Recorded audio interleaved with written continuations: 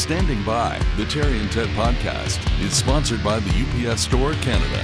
More than 380 convenient neighborhood locations throughout Canada. The UPSstore.ca. Anytime, go. Hello, Ted. How are you now? All set. Very good. My knee is recovering. Thank you very much. What happened to your knee? Well, I just banged it into the metal. Oh, just thing now? Just before we started the podcast. And I said, gee, Willikers, gosh. Fiddle-dee-dee. Yes. So I have two projects today. I've got to learn to stop touching my face. Okay. Because if you watch on YouTube, I touch my face a lot. I don't know what's wrong with me. Nervous tick, maybe? Yeah, probably. And also, I have to. I've discovered I have a new crutch, and the crutch is by the way. Oh. I say by the way too much. Oh, and by the way, Yeah. like I'm Walter Cronkite. You know what I say too much? What? That I know. Yep. Yep. Yep. Mm-hmm. Yep. Yeah. Yep. You'll be saying something and I'll go, yep. Like Now- it doesn't need my yup. I know this sounds self-involved, and it kind of is, but as broadcasters, that's what you do. You listen back to the things that you do on air to try and get better. That's the way we, I think, got better Well, over they're called the air years. checks. Right. Yeah. You review your work. Okay, And I can that- change that. I could do this better. I Yeah. can do that better. And that never goes away. It's the same principle as Touch my face. it's the same principle as looking. You know, you take a selfie, and or somebody takes a picture and they hand you back the phone. What's the first thing you do? Look at yourself. Exactly. Yeah. That's exactly right. So that's what I do with the podcast. So I listen to the podcast, and sometimes I hate myself so much I shut it off. So that's a bit much. Well, you should know better than that. Okay, hang on. Yeah, I've done that with since I've started doing stand-up comedy more. Wherever possible, I try to record my set so that I can see what I'm doing right, and It's helpful, isn't it? It is, yeah. And you know what conclusion I've come to is one thing I should try is being funny.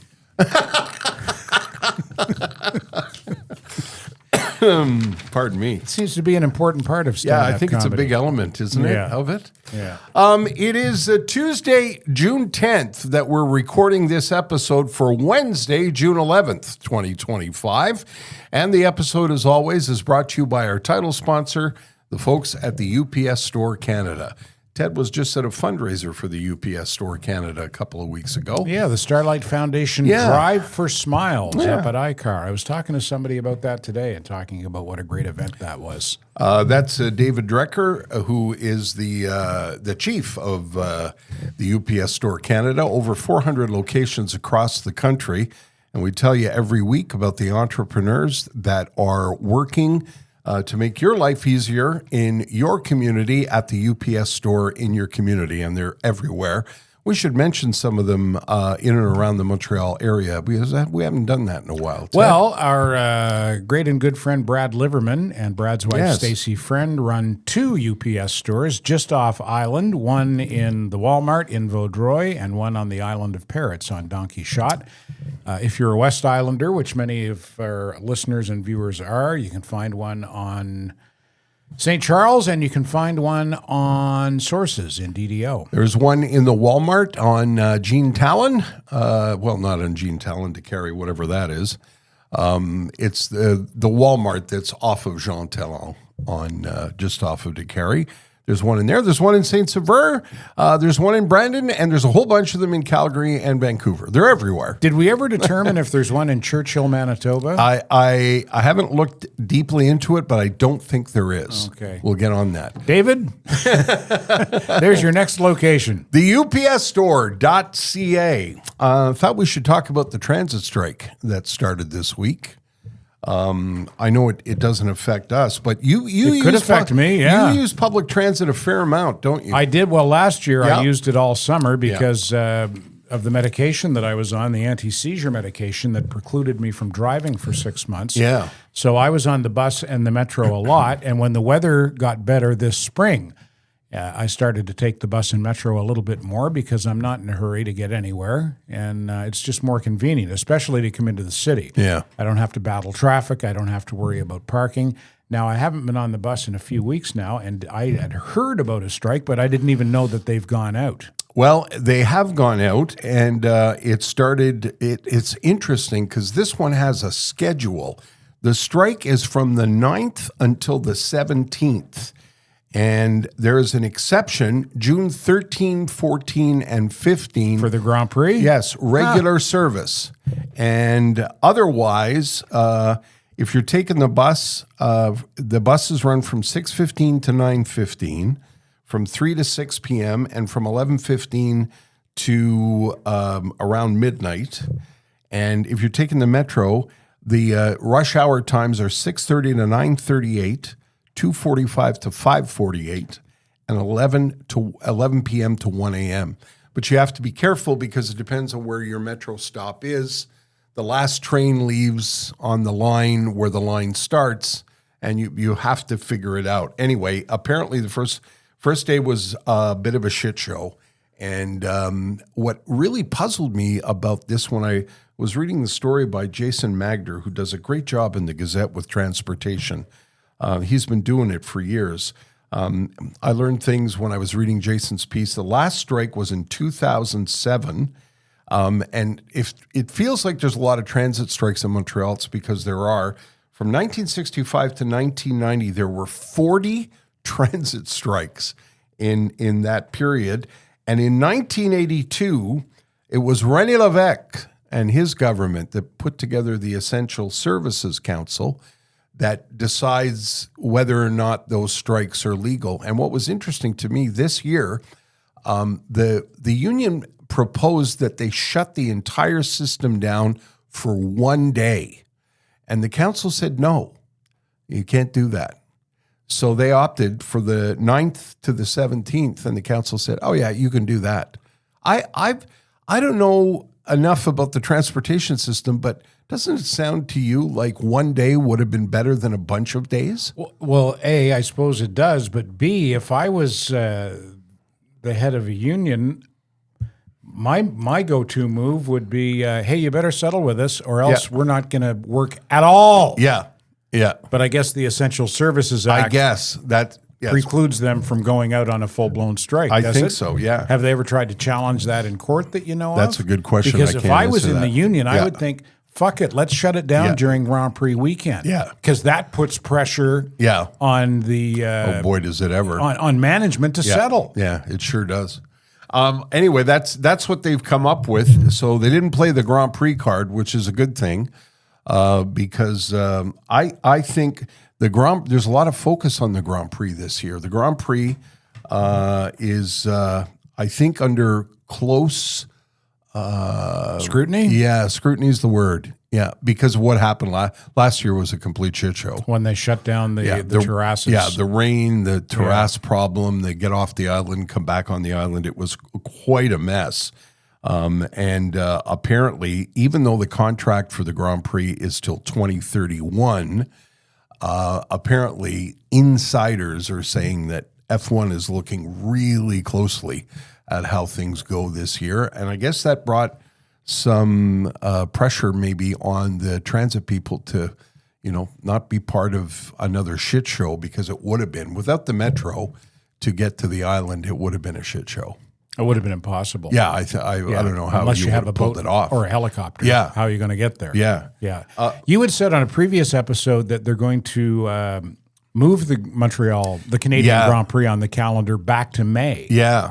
Or ahead to May, I suppose. I guess so. Yeah, and what's happening is since the Liberty Media people took over F1, there's increased interest from markets all around the world, like really big and flashy markets. Mm-hmm. Not that Montreal isn't, but if you're putting Monaco and Montreal on a page and saying which would be the more luxurious fancy pants city, I think Monaco wins.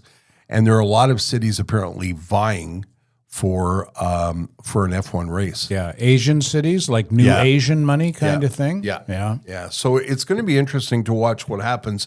I love the Grand Prix. I think it's really, really important. I love the event. I do don't like too. the race anymore. Ever since Yeah. they changed the engines Yeah. and took away the supercharged, we had this discussion. Yeah. And I was watching some YouTube videos yesterday or Facebook videos, and I guess it's because of the time of the year in my algorithm.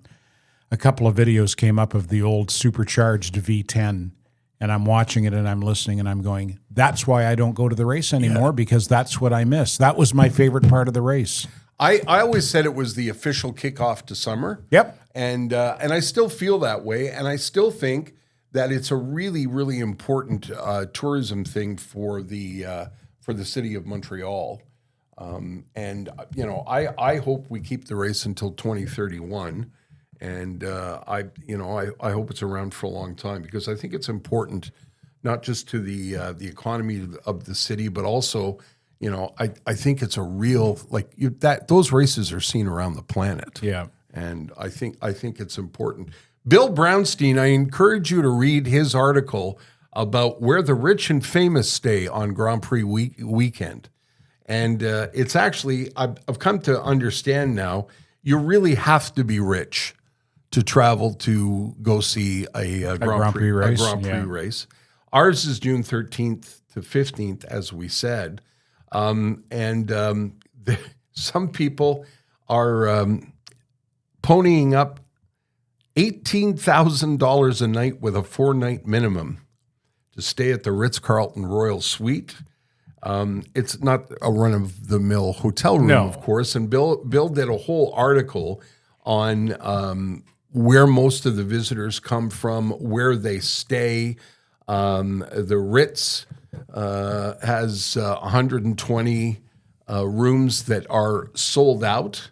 And places like the Mount Stephen apparently are a go-to for a lot of people that really, really love to spend their money. The Mount Stephen has junior suites from $3,000 to $5,000 a night. The Mount Stephen Club? The Mount Stephen Hotel. It's a hotel now. I didn't know that. Yeah. Is it the old Mount Stephen Club? Yeah. And it's been turned into a hotel. Yeah, and I had no idea. I've never been, but apparently beautiful. The rooms for the Grand Prix start at $1,300 a night. That seems to be the going rate. The W has rooms at $1,300 a night. They're making hay while the sun shines. Well, that's exactly what the article says. Bill's article was really, really good, and it's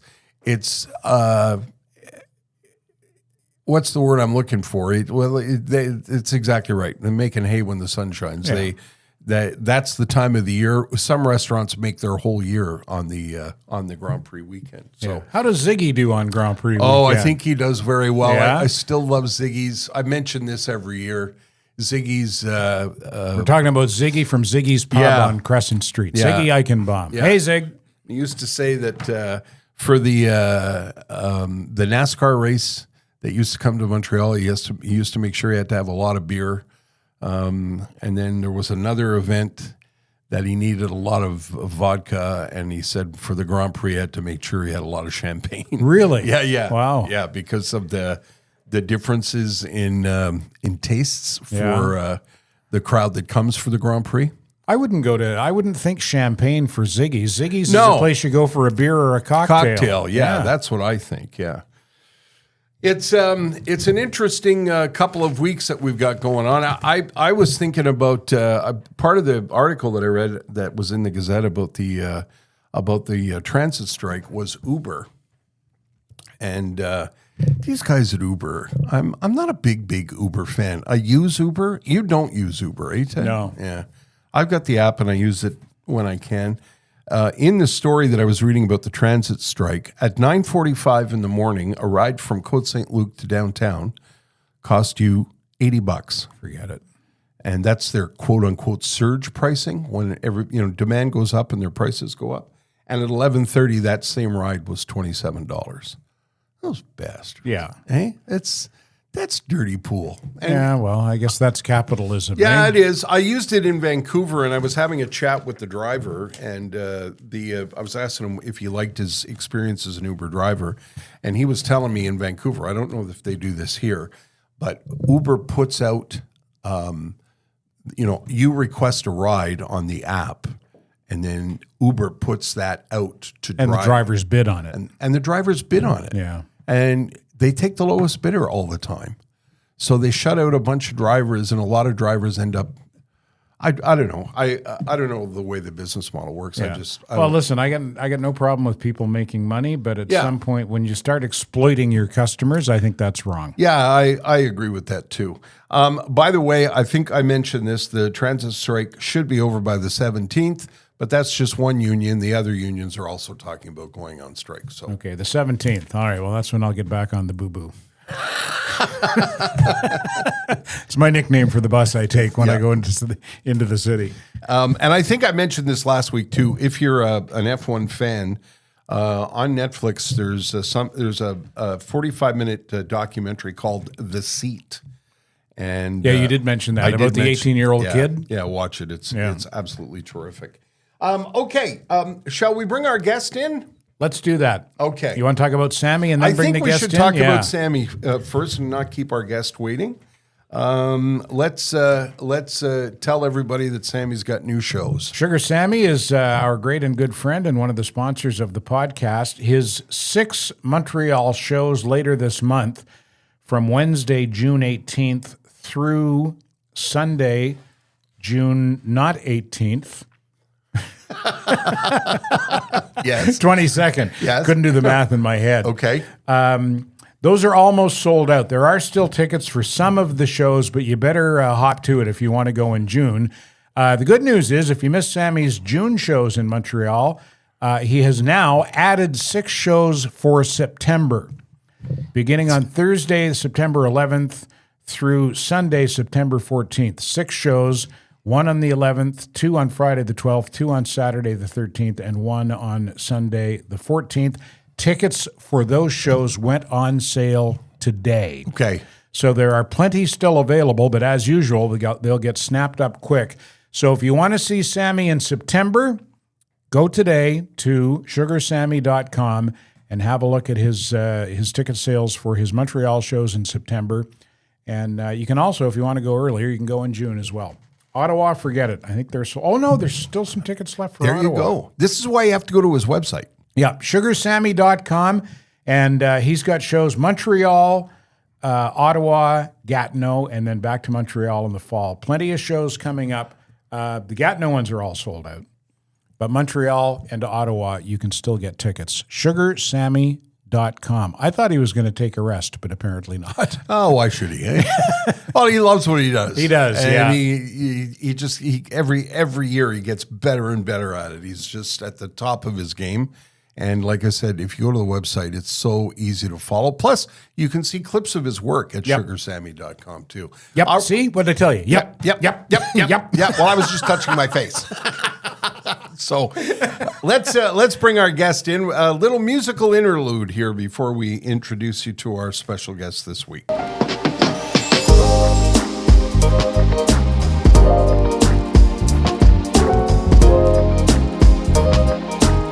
Starting again? Yes. Yes. That's the new name of the podcast. Starting We've again? changed it from OK Go to Starting Again.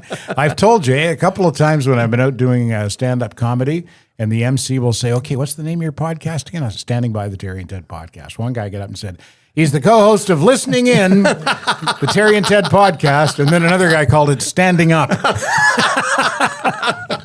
So next time I'm just going to tell them OK Go. OK Go. Yeah, or Starting Again. Introduce our guest, Ted. Our guest is Kevin Reason from is it Mito or Mito? Mito. Get really Foundation. close to that, would you, Kevin? Yeah. Thank you. Kevin is a tireless fundraiser for a cause that I don't even think near and dear to his heart even begins to describe it. Yeah, same with tireless. My first question to Kevin was going to be, when do you sleep? Yeah. Kevin, tell us about the origins of the foundation. Yeah, so back in 2019, I was at home with Liam, just me and him, and Liam is your son? my son. Yeah, Liam is my son. And in 2019, how old was he? He was 5 years old. Okay. And this is how this all started. This is how this all started. So healthy, having fun, just hanging out with Liam, and he just started to shake, and it was concerning, like just starting Like a seizure like kind a of a seizure, thing. and it's what I thought, but I didn't want it to be that, of course. So got him to the hospital, and yeah, it was a seizure, and this went on for 24 hours a day, for 5 weeks straight. Oh my God. So Like he didn't stop? didn't stop. They couldn't get it under control. The doctors were completely baffled. They thought it was just, like epilepsy or this, but they couldn't get it under control. After 5 weeks and experimenting with medications and they ended up getting it somewhat under control. But still had no clue what was going on with Liam. So we took, as a family, we took blood tests. Liam took some blood tests, and then it came back as mitochondrial disease, in Liam's case more specifically, Polgy. So, what's this, right? I had no clue. I had trouble even saying it. Right. And they were very clear. And it kind of still bugs me when I talk about it. It was very clear. It was like, enjoy your last few days with him. Last few days. Last few days. And this was in 2019. 2019. Wow. Until I met you, Kevin, I had never heard of the disease that leads me to believe it's rare. Is it?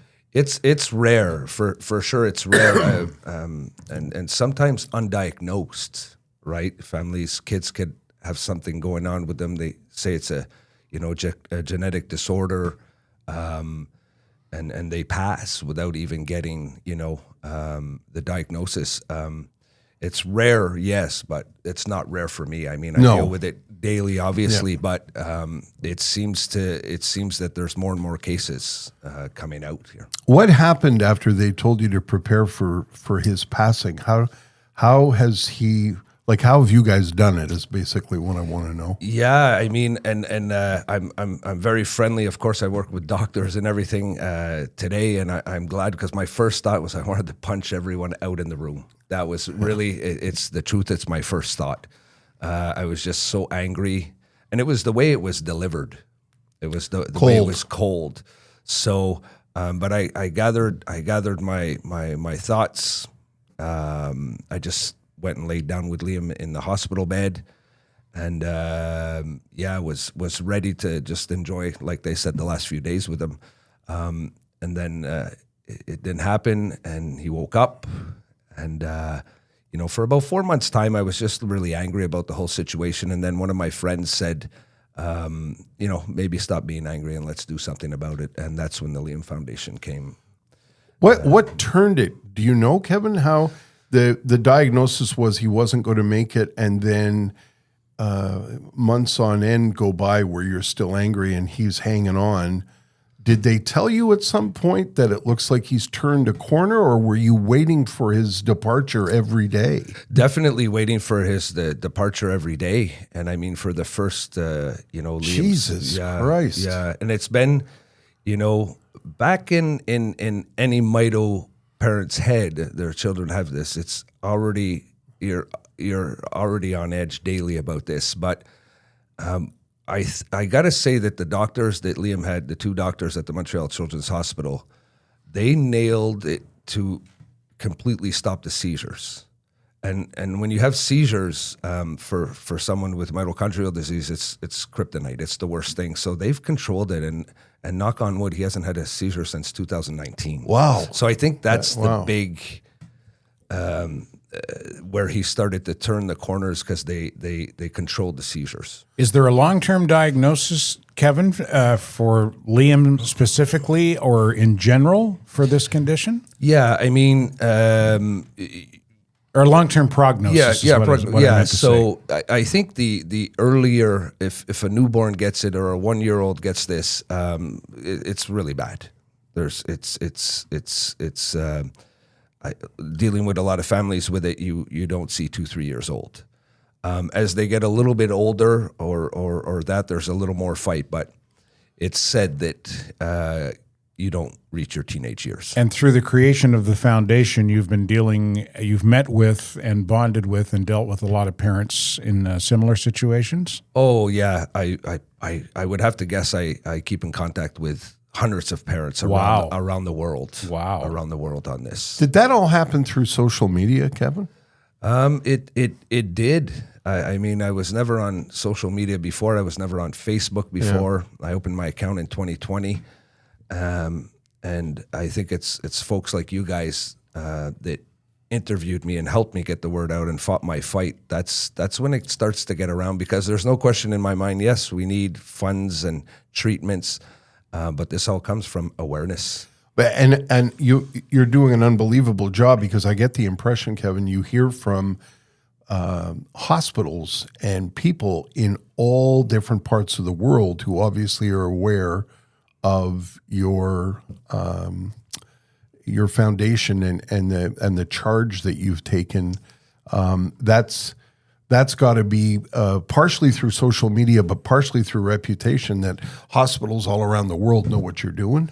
Oh, they definitely know, and I think that started when about 8 months in, I just said to the doctor, Liam's doctor, there's got to be something out there. There just has to be something out there, and he says, well, there's this medication in Europe that was tested on mice, but there's a chance it could help. And I said, okay, well, let's bring it in, and we brought it in. And he just said, do you want to just have it for Liam, or do you want to do a trial? And I said, no, let's do a trial. And today we have 50 kids around the world on this this trial medication. It's in its third year.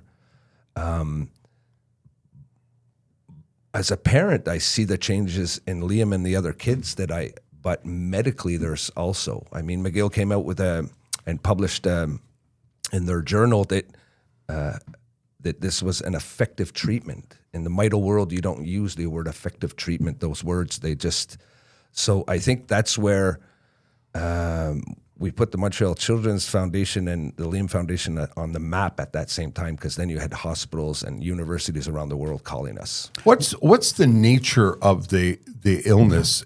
Like you mentioned the seizures, but is it something that affects the brain, or something that affects the nervous system? I mean, you know all about it. Like what's the nature of the illness? Yeah, so it affects. So we all have mitochondria.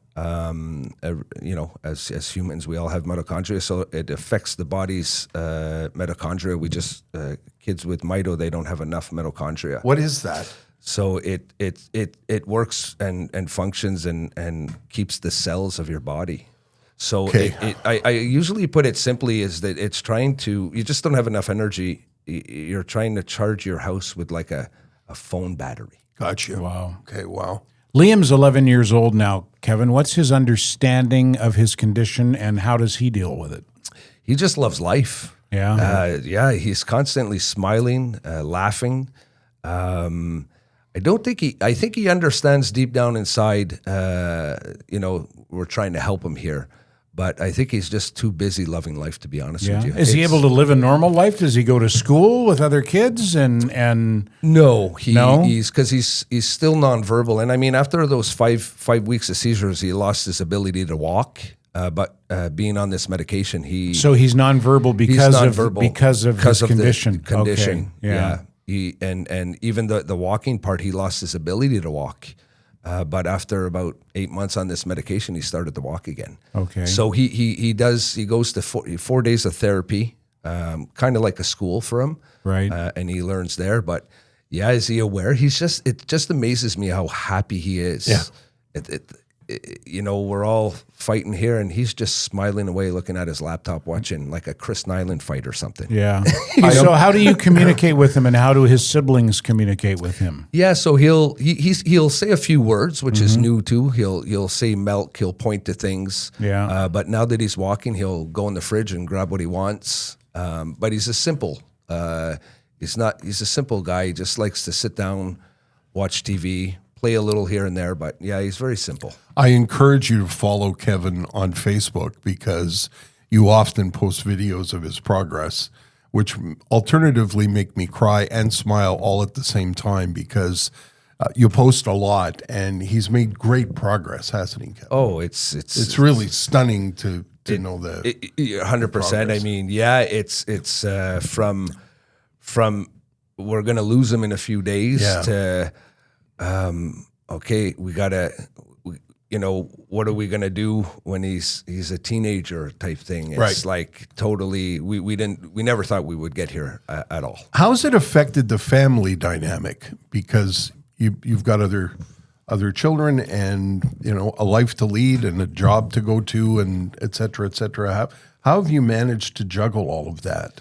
Yeah, it's just Because it's a full-time job when you have a child that's ill, right? full-time job. And even with the foundation, like we talk about not sleeping, I get about 3 hours sleep a night. Jeez Louise. But I say it in a way where it is what it is. Yep. I'm not complaining about it.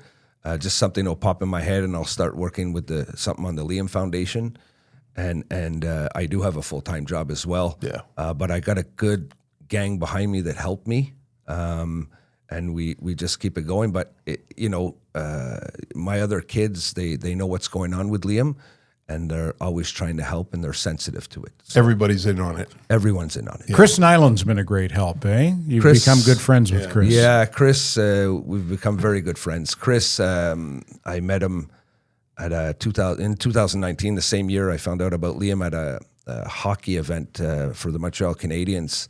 And I was so happy to sit at his table. Yeah. And then we just started talking, and he knew something was up because he's like that. He knows something's going on.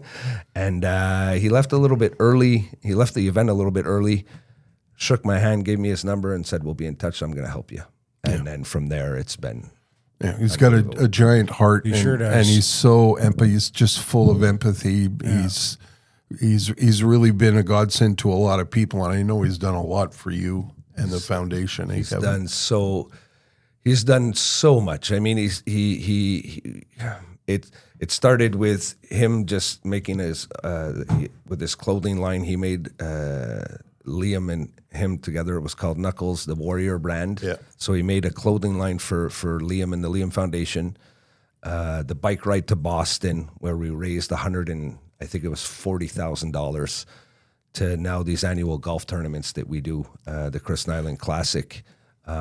Just having them there is absolutely life-changing for the Liam Foundation. And the events are great in terms of financial help, but they've also done an unbelievable job in raising awareness, I think, eh? Oh, it's and that's the key for me. Yeah. That's the key. Is You want more people to know more- about this. I rather but doing, speaking at a school or whatever and having 200 young kids and families there listening to what mitochondrial disease is about is the most important thing. And that's what the Liam Foundation does, because everything else comes after that. Like there's interest and donations and doctors and that, but 100% comes from where- Is there research going on? Are you optimistic that every couple of months it moves forward, they're going to find out more about this? It's such a good question, because in 2019 there was nothing. Yeah. You would Google it and there was nothing. But I can tell you 6 years later, they've progressed so much. It's unbelievable. There's gene therapy out there, new medications, new treatments.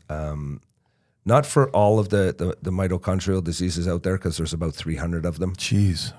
But it's progressed, and I don't say it to make myself feel good, but I know we will find a cure.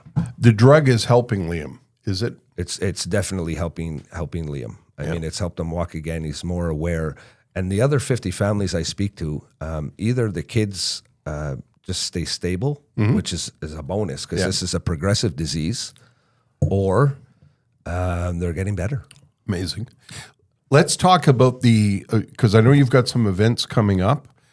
Tell me when those events are, and also tell me how people can help. Yeah, so to learn more about it, we have we have liamfoundation.com. We have a nice website, tells the story. We try to keep it simple, because it's hard. So liamfoundation.com is our website. We have an event coming up July 14th. It's the second annual Chris Nyland Golf Classic over in Summerlee. We took both courses this year. Oh, did you really? Yeah, Wow, that's and, great. It's sold out. Wow, okay. Sold out. We have over 50 hockey alumni coming. Nice. Sir Savard, Larry Robinson. I was going to say, drop some names for us. There we go. Larry Robinson, Chris Chelios. Wow. So this is all through Chris, no doubt. 100% all Yeah. through Chris. You know, Chris gives you a call and says, come to your golf He's a- tournament. Yeah, yeah. He's a good arm twister, right? Are you coming? Yeah, exactly. So That's amazing. and then after that, I decided to do one thing, and this is about awareness, and it's not so much to raise funds, but in September I'll be jumping out of a plane. Well, you don't have a forget your parachute. parachute. I'll have a parachute. So What am I forgetting? yeah. So Wallet, keys. So yeah, I'll be doing that, and that's strictly awareness. Just get that video out there, and it helps. So Have you always wanted to jump out of a plane, or do you? no, you know what? Yeah. Not really. And I just at night I just think of how. What else can I do to get awareness out? And that just popped in my head. So Okay. I did that once many years ago. I was 20 years old and dumb, and just I never- I assume never you're going to be wanted hooked to- up to a static line, because I don't think you're allowed to free fall unless you're strapped to an experienced. Yeah. I think it'll be the experience. We're looking into it now. Yeah. And but it will be done and I'll hold up like Cure Mito sign or something like Oh, that. that's So, cool. yeah. That's a great idea. And you also I know you do auctions, right? If people follow you on Facebook, they can get a lot of information, and I guess on the website too. On the You've got a website. lot of memorabilia that's been helpful, eh? I created Liam's auctions, and I have some pretty cool things out there, Yeah. and at a good price if you win. So it's a win-win. We get 100% of the proceeds go to the Liam Foundation. You get a nice. I have some crazy stuff. Guy Lafleur, a lot really of Chris great Nyland stuff. stuff, a lot of good stuff. So, and the one of the other big things in between these two events is that we'll be opening up the first Mito clinic in Canada Wow. at the Montreal Children's Hospital. In the beginning, we were told that would never happen. It's impossible, but we've been working hard at it for the last 3 years, and the hospital has approved it. That's So amazing. It's going to bring in. When does that happen, Kevin? So we're just working out. It'll be called the Liam Mito Clinic, by the way. Nice. I would have to say sometime in July, August. That's incredible. Good for you. I encourage you to follow Kevin on Facebook. And just for Liam's smile alone, I'm telling you, you often post pictures of his smile, and you can tell he's got a sense of pride. Yes. When he accomplishes something. Yes. And what's the slogan again? Small steps. What is it? It's the Liam Foundation, little steps, but always forward. Right. Exactly. And follow Kevin, but you get a lot of Liam when you follow Kevin on Facebook. It's pretty much about Liam. Yeah. I try to do a show that I do have somewhat of a life beside, but it's not too many posts about me. So And the website is? liamfoundation.com. Okay, and you can donate there, can you? You can donate. There's a link to donate. You'll get a tax receipt. Great. And you can also go on to the Montreal Children's Foundation. There's a Liam page there as well, if it's easier for you. They've been helpful. I think you had to twist some arms there, but they've come around, eh? They've really. I work Montreal Children's Hospital I love Foundation those the people. best. I love working with them. They got big hearts, and Liam's doctors too. I Yeah. mean, like I said, I'm glad I didn't punch any of them out in the beginning because it's a I bad start. work close with them. So they've been fantastic. Kevin, thank you. Thanks you. for coming in. Thank you, guys.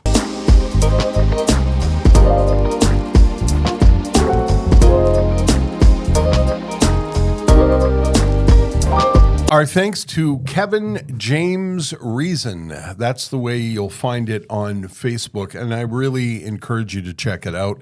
Some great pictures of Liam, some great explanations about the disease that Kevin and Liam and the family are fighting. And such a good guy, and tireless is the word, eh, Ted? My goodness, he's so effective and has brought so much awareness to that disease.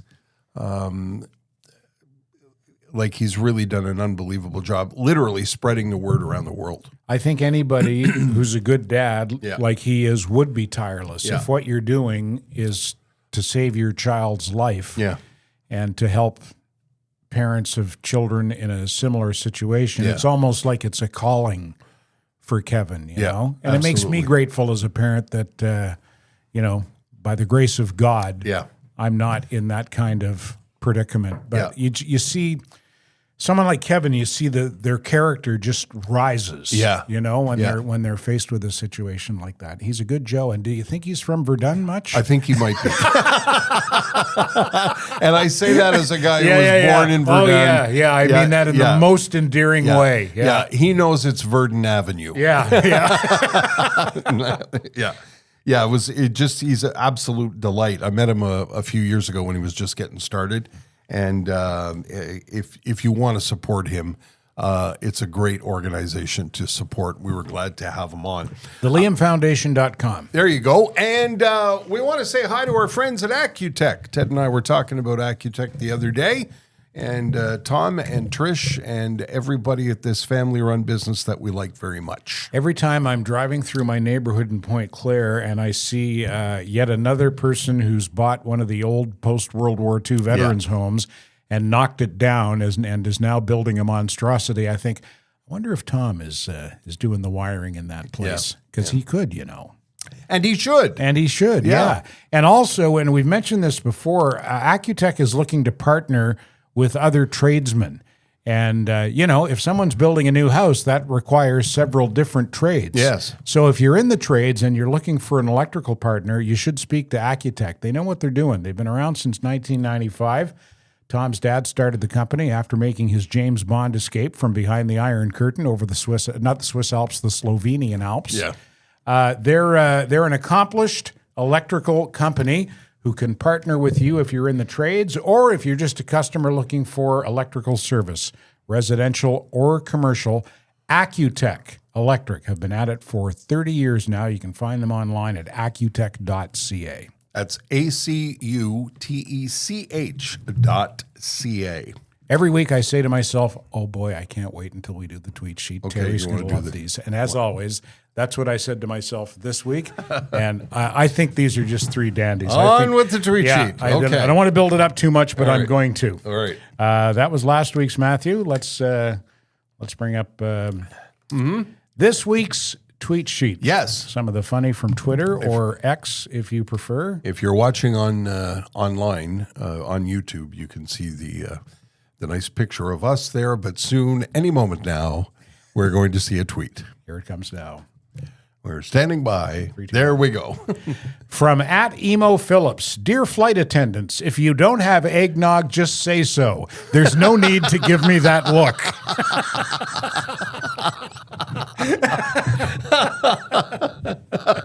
Long-time, well-established stand-up comedian, Yes. Emo Phillips. Yeah. He's very, very funny, and he hasn't lost his fastball. No, he hasn't. From @Kyle McDowell 86. Her, I'm breaking up with you. Me, is it because I say uh-oh spaghettios when things go wrong? Her, yeah. Me, under breath. Uh-oh spaghettios. Isn't that great? Uh-oh. I guess you have to be a certain age to Yes. get the uh-oh spaghettios reference. Yeah, it was a marketing campaign in the 70s, I think. Uh-oh spaghettios. Oh, spaghettios. And from Just the opening. from @Goggle Possum, two monkeys in a bath. Monkey one, ooh, ooh, ooh, ah, ah, ah. Monkey two, monkey two. If it's too hot, Colin, put some cold water in. Isn't that great? I love the fact that he decided to call the monkey Colin. Well, just the opening. Two monkeys in a bath. You got me right from two monkeys in a bath. If it's too hot, Colin, just put some cold water. Excuse See the me. monkey putting his toe in the mouth. Ooh, ah. Oy, Ay, ay, ay. that is too funny. Here's a story for you that I would like you to assess for me. This is an old man story. So last week, I needed to stop and get some cash. I was in Victoria Village in Westmount, and there's a bank in Nova Scotia, which is my bank, 2 blocks from where I'm standing, and there's a CIBC right in front of me. And I thought, I'll spend the $3. So I go into the CIBC and I do all the boop, boop, boop, boop, boop, boop, boop, boop, withdrawal, yes, boop, boop, boop, boop. And it comes up, your account will be charged $4.50 in order to withdraw this cash. Do you want to continue? And I hit cancel. Good for you. And I thought to myself, up your ass. Yep. $4.50. And I walked to my bank. I go to my bank every time. Yeah, I do too. Every time I'll go to my bank. I thought to myself, like, remember when it was $1 to take out money? And then it was $2, Yeah. and then it was $3, then it was $3.50. It's just another $4.50. Yeah. Up your hole. Yeah, because the banks are down to their last hundreds of billions of Yeah, dollars. I was, I know the banks put their fees up every year, but I thought, okay, I'm not participating in this nonsense. I'm not down to my last dollar, but inflation is already a kick in the teeth. I was looking because I you must notice it because you do the shopping in your house, and I do some of the shopping in my house, and you notice it incrementally. Like I was walking down the Walmart aisle of the candy where I shouldn't be walking, and I thought, I haven't had Smarties in a long time. I love Smarties. And I went to reach for the bag of Smarties. They were $9.99 a bag, Yeah, I like believe for a it. little bag of Smarties. I thought, when did that happen? Because when you retire, I retired 4 years ago, and you set up your retirement according to what's going on that year. Things have changed Have they ever? in terms of inflation and whatnot. And I just thought to myself, $4.50. No, I'm not doing that. I was in the snacks aisle at the Walmart near my place in Point Claire the other day, and for whatever reason, and this seems counterintuitive, it's narrower than the other aisles. Oh. Why would you make the snacks aisle narrower? Because you would think that the people going down the snacks aisle might need a little more bit of room. extra room. Yeah. I said that to a lady there, and she laughed. I said, you'd think this would be the last aisle that they'd make narrower than the others. I have markers like when you came to my house a couple of months ago, and I put out those chips, and I said, these are my retirement chips. These are the Walmart brand chips. And they were very good, were they not? They were good, yeah. Yeah. I mean, they're chips. Yeah, Chips yeah, are they're chips. chips. I And- buy my candy. When I buy candy, which is not often, I get it usually at Dollarama. Have you noticed the upturn in prices at Dollarama? Not really. Not really, But eh? and if the prices at Dollarama are up, that means a big bag of what are those things I like? Not hoops, but the Ringolos. Yeah, Ringolos, Like an yeah. oversized Oh, bag of Ringolos, Ringolos that might used to be $2, might be $2.25 now. So Well, that it's I'm not- buying into yeah. because when I started to buy retirement chips, as I call them, they were $1 a bag, and I thought you can't beat that with a stick. And then they went to $1.39, and I thought, you know what? That's you're just trying to claw another. Walmart doesn't need the extra 40 cents. Yeah. And I stopped buying them. But then all the brand name chips have gone up to like ridiculous, $7 for half a bag of air. Yeah, And- that's and- insane. And now my retirement chips, I think, are $1.47. Yeah. So they're still cheaper than the other chips. And I still feel like stupid old retired guy when I reach for them. But I figure, as you said, they're chips. Yeah, They're cheap. Who cares? You know what I like? And What? I get them at Dollarama. Munchos. Munchos. You know what I mean by Munchos? I'm not sure. They're chips, but they're kind of, I don't know how to describe them. They're probably lighter and maybe a little bit, I don't know about crispier, but they're lighter kinds of chips. And they're very good. They come in an orange bag. If you see them, get some okay. Munchos. Very good. Munchos. Very salty. Yeah. Yeah. I think they're very thin too, aren't Yes. they? Very Yeah. thin? Yeah. Yeah. Like those a lot. Yeah. Now I'm hungry. Okay. There's our chip report. No, but I wanted to talk. I was looking it up just for fun. In 2021, inflation was 3.4%, and next year it was 6.8. The next year it was 3.9. The next year it was 2.4.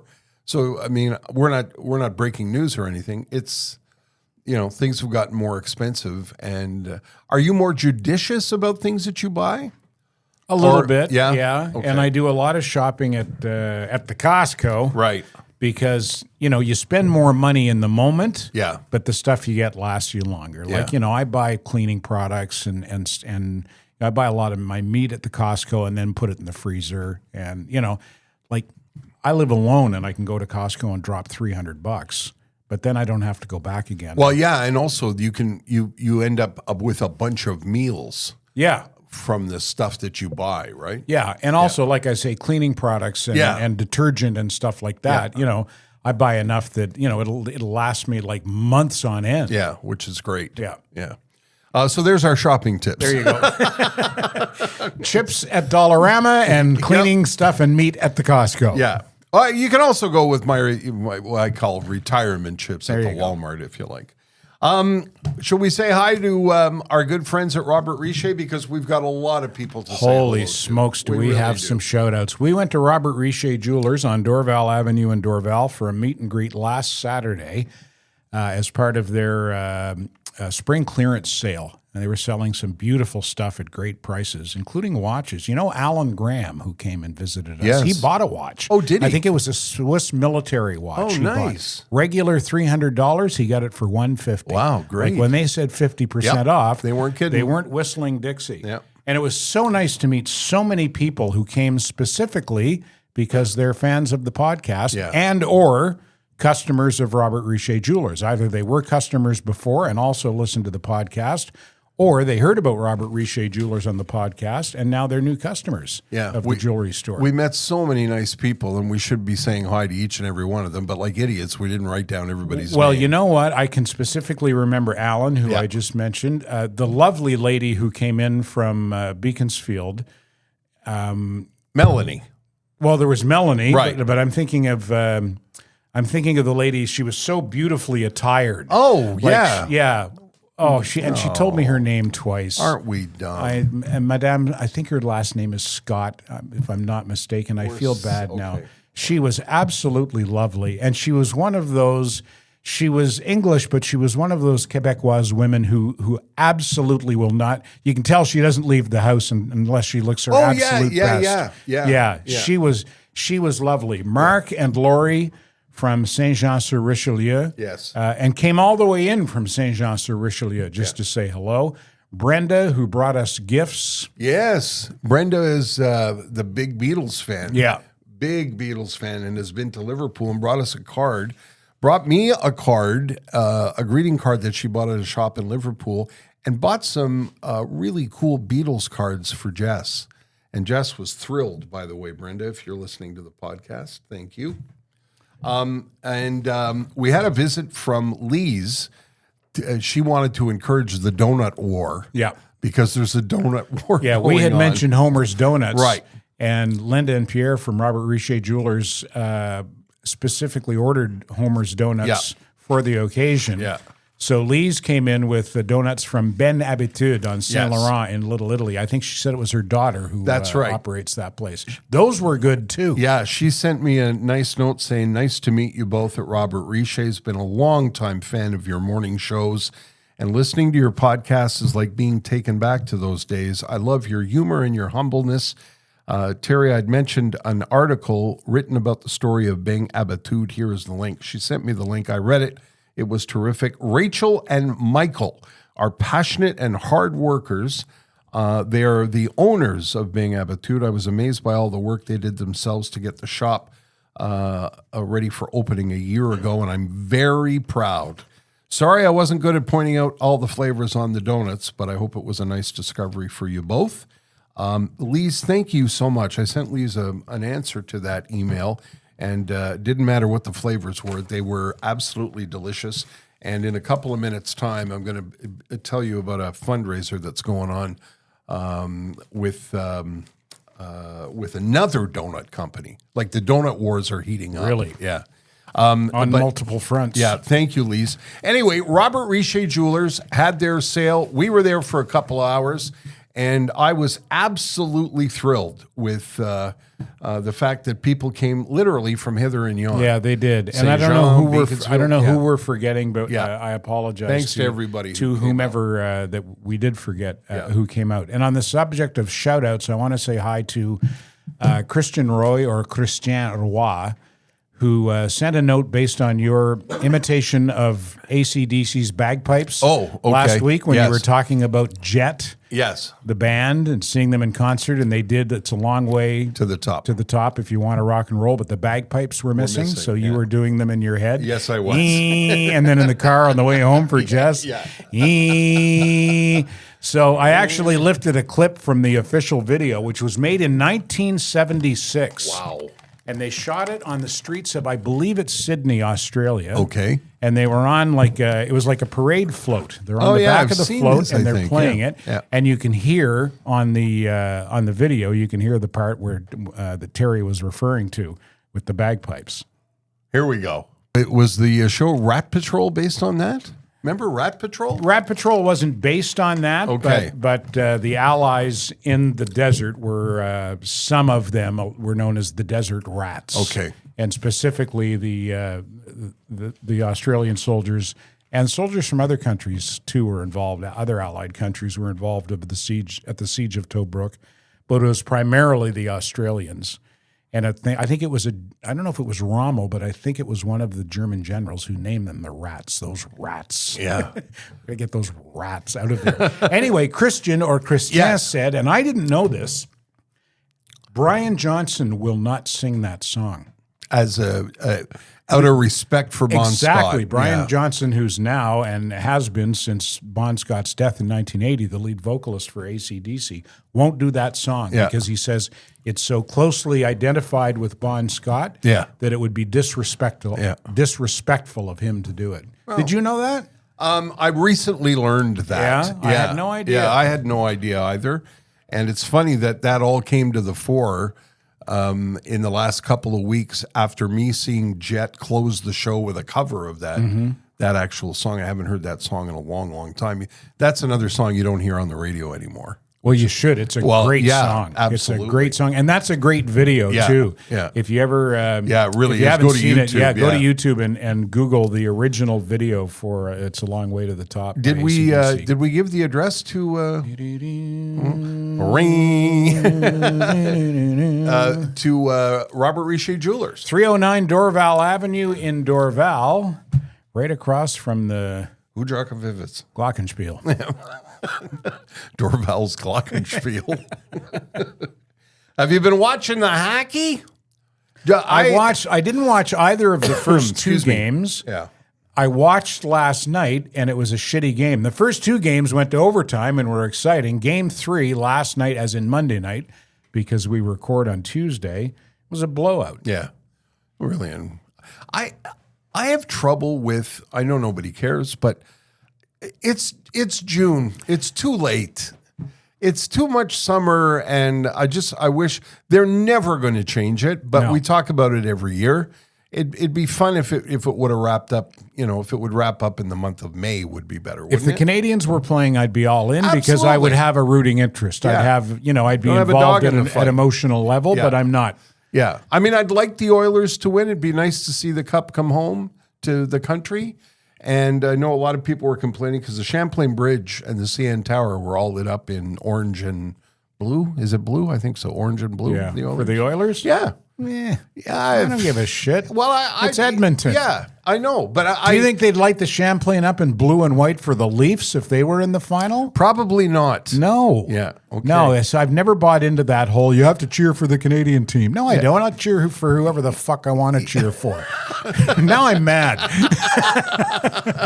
So mark Ted down as against the Champlain Bridge being lit up in orange and blue. Yeah. No, it's the NHL. Yeah. It's not the Olympics. It's the NHL. No, I agree with you. And to me, national pride has nothing to do with the Stanley Cup playoffs. I'm not doing it because my elbows are up. I'm doing it because it'd be nice to see, I'd like to see Connor McDavid win a cup. Connor McDavid. I think he's the best player in hockey. It would be nice to see him And you know win who a I'm cup. a huge fan of that people shit on? Corey Perry. Yes. I'd have Corey Perry on my hockey team any day. You better believe it. That And he's played warrior. well. Yeah. He's played well for them. He scored last night. Yeah, and he played well. That year the Canadians went to the Cup final during the pandemic. He was instrumental. Yeah. He was a leader. Remember the picture of him waiting with the for the blood guys on his and he's face? all bleeding mean? Yeah. Just a warrior, that guy. Yeah. Touch your face. Yeah, I remember. I remember. Yeah. Wanted to mention this before. How are we doing, Matthew, time-wise? I like to check in every once. Okay. I wanted to mention this because I thought this was a great idea. Do you know Chez Toussaint, where they make the amazing I know the burger? name. Yeah, Chez Toussaint is on Drolet in Little Italy. It's Michael Forgione and the guys behind Gemma Pizza and Impasto, and they opened Chez Toussaint, which is like, it's a casse-croûte that kicks it up a notch, so to speak. And their burgers are just unbelievable. And they've joined forces with Bernie Bang. There's another donut company. They're in Mile End. A guy named Dean Giannakis. Okay. Sorry, Dean, if I butchered that. And they got together to do what they're calling the 3B fundraiser. So they're taking a Chez Toussaint burger and putting it between two Bernie Bang donuts with pickles and the secret sauce at Chez Toussaint. And all of the month of June goes to cancer research, to prostate cancer and leukemia and lymphoma research, all of the month of June. The burger is just $12. If you've never been to Chez Toussaint, this is a great opportunity to go and discover what those guys have been doing for a few years now. It's such a terrific casse-croûte that's often really, really busy. And I just thought this was a great idea. I've never had a Bernie Bang. And I've heard of them. Yeah, I've heard of them too. I'm going to have to stop now, though. We've been on this donut thing. I've got to stay away from the donuts for another 7 months or 8 months. But I think it's such a great idea. I wanted to give it a little shout out and a little plug. So if you've never been to Chez Toussaint, it's on Drolet in Little Italy. Mike Forgione and the people there have joined forces with Bernie Bang. Dean and his people are giving all the money to cancer research. And I thought that was a great idea. Talking a lot about donuts recently. Yeah. Yeah. We're on a donut binge. We're binging on Yeah, donuts. we're going to have to make that aisle a little bit wider Yeah. if this keeps up. I also wanted to mention the fact that if you're a music fan, you probably noticed that the Stanley Cup playoffs brought Triumph back together. They haven't been together in a I didn't know long that. time. Yeah. Rick Emmett left the band in 1988, didn't talk to the other guys for 20 years. You know that if you've seen the documentary. There's a really good documentary called Rock and Roll Machine on Triumph. If you're a fan of music, it's a really good watch. Anyway, they came back together because one of the Triumph tracks has been kind of a Theme song? yeah, kind of a theme song for the Stanley Cup playoffs. And on the music note, the Doobie Brothers are back. I listened to their new album. Yeah, oh, you did this listen week. to Funny it, that eh? you had mentioned that. I listened to it this week, and I'll have to give it another listen because I was Yeah. Well, the big deal is Mike McDonald is back. Yeah. So you get some Mike McDonald tracks and you get some Tom Jackson tracks. right. Is it Tom Johnson. Johnson. Tom Johnson and Patrick Simmons. The whole gang's back together. And Michael McDonald, of course, was, there was a big change in the Doobie Brothers the year that I think it was 79, Minute by Minute came out. Yeah. Completely different sound between the Tom Johnson and the Michael McDonald. Yeah, Doobie Brothers. it's called Walk This Road. It's produced by a guy named John Shanks, who plays guitar with Bon Jovi and has produced all kinds of albums. He played with Melissa Etheridge and Sting. He's really quite a talented guy. Sly Stone died, eh? And Sly Stone died. Yeah. I was just going to say that. Yeah. Yeah, and I posted a link to Everyday People, which is my favorite Sly and the Family Stone song. And I said, and you've probably noticed this too, you get to an age where you realize that artists who might not have been in your album collection were still an important part of the soundtrack to your life. I never owned a Sly and the Family Stone album. Neither did I. But I hear his music now, and it transports me back to when I was a kid. So I was very sad to see. I honestly didn't even know that he was still alive. Apparently, he battled addiction. Yeah, I was going to say, I looked it up to see how old he was when he passed. 82, I He think. was 82. Yeah. And I thought to myself, Wow, you're lucky because he apparently went hard. Yeah. And Did it say that if he was sober and for how long had he been sober? They did not say, but they said he had COPD and a bunch of other things that just ended up catching up with him. Yeah. And he was infamous in the 1970s for either not showing up at all or showing up late. Yes, I got that Yeah. impression from some of the comments on Yeah. my Facebook post yesterday. People were saying, I saw him in 1979. He actually showed up. Yeah, yeah. People bought tickets, and either he didn't come or he showed up at 11:30. Wow. Yeah, and he was, like I said, that was an infamous trait of Sly. But like you say, he left a lot of great music. Great behind. legacy. If you want to see an inspiring and uplifting and even moving video, watch, the Playing for Change campaign. I think it's a fundraiser for homeless people, and it's cover versions of famous songs done by big stars. And if you Google or YouTube search "Playing for Change," everyday people, and talk about star-studded.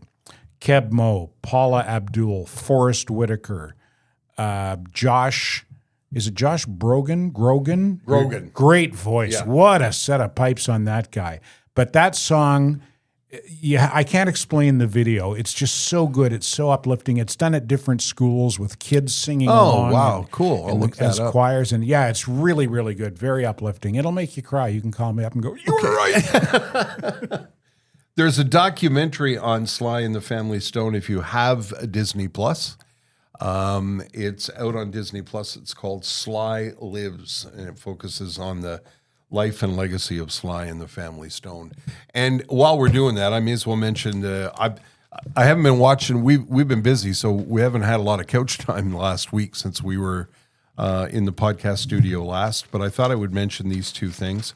I just finished something called The Hunt for Osama bin Laden on Netflix. If you like spy movies, if you like... It's a documentary, right? Yeah. It's a 3-part documentary. It's 3 episodes. And if you're a fan of... what was that spy that Harrison Ford played? Jack... shit. Jack shit? Jack shit. You don't know Jack You don't shit. know Jack I do, shit. as a matter of fact. I met him a couple of weeks ago. I'm going to look it up because I can't stand not knowing. Anyway, if you like the spy things, and I do,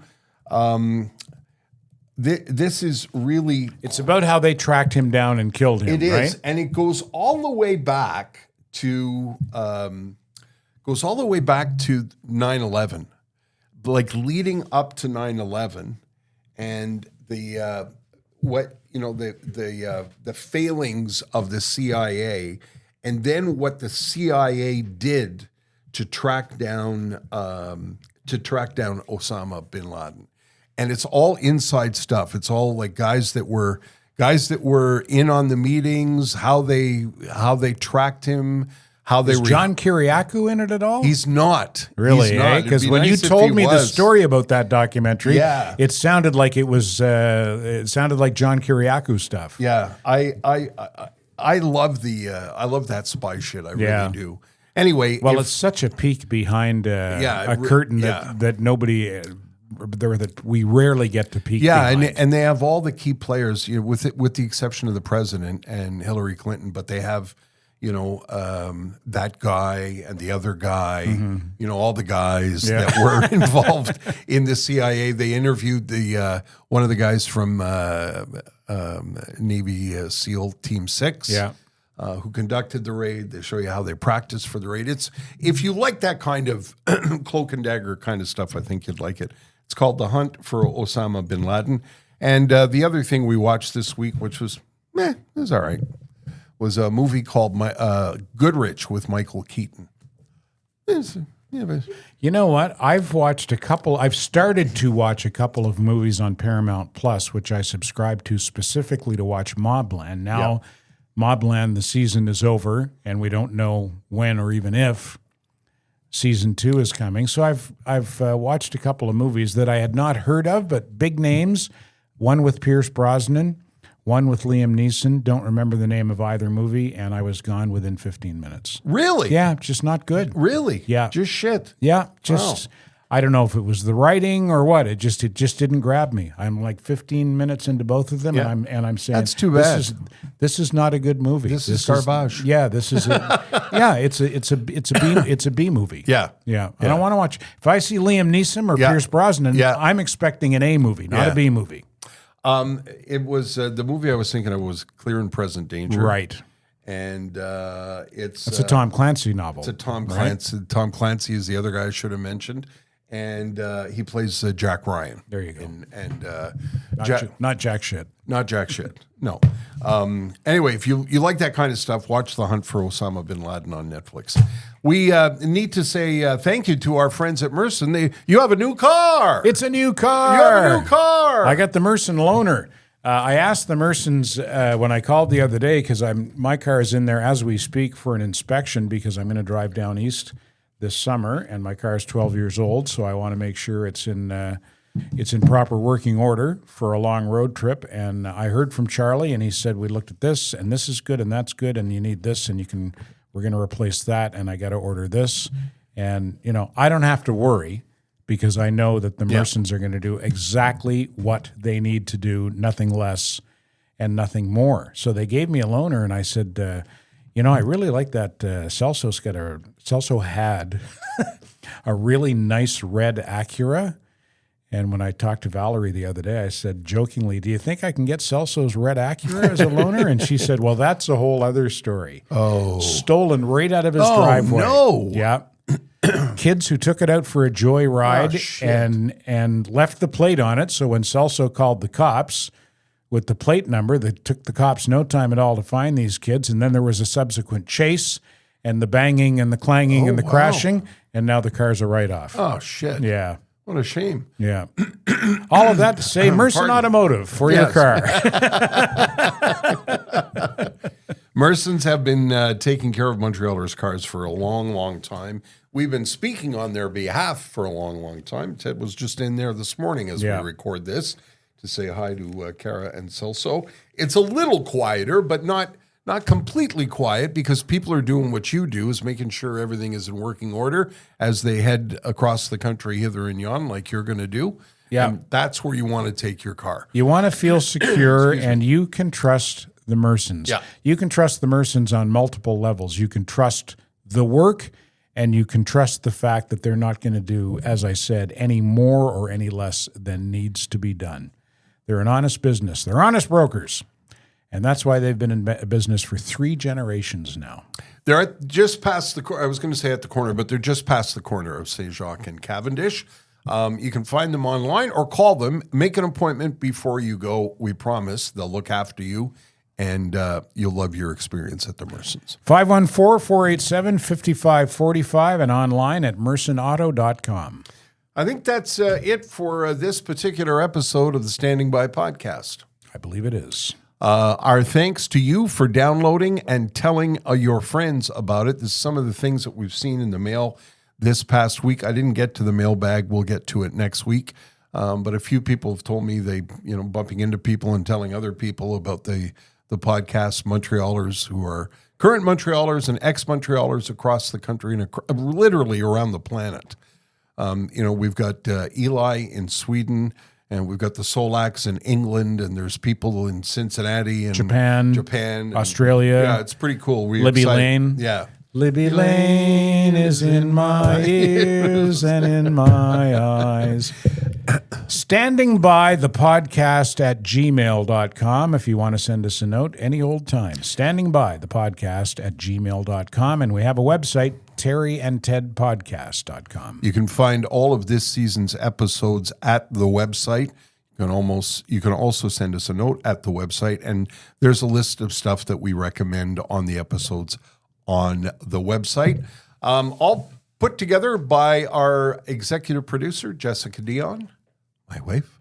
And our thanks to Mr. Pantelis, our executive producer, and our producer here in studio is Matthew Burgelli. I'm Terry, that's Ted, and I think we're going to be back next week, Ted. Bye-bye now. Standing by, the Terry and Ted podcast has been brought to you by the UPS Store Canada, delivering full-service solutions for your small business.